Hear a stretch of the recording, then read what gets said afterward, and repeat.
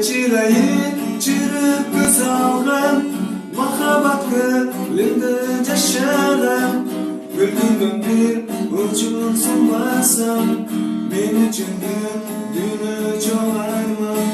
Zorluk beni süydüralmayımın men seni, öz canım anlatıp garım bu seni.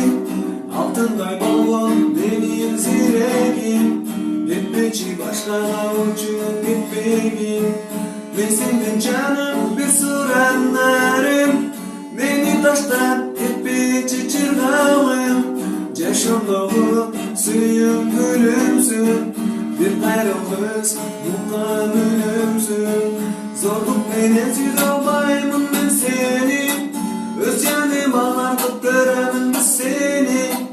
Altınday bolğan benim ziregim, gitmeci başkaga uçup gitmeci. Zarıp bolğan aykınım dünümdöy, sadımın salmay birimi cüzböy. Bir görgösüm senin ıylarım, başkaca bir nazik bolun doktarım. Zorluk beni süydüralmayımın men seni, öz canım anartıp görümün seni. Altınday bolğan benim ziregim, gitmeci başkaga uçup gitmeci.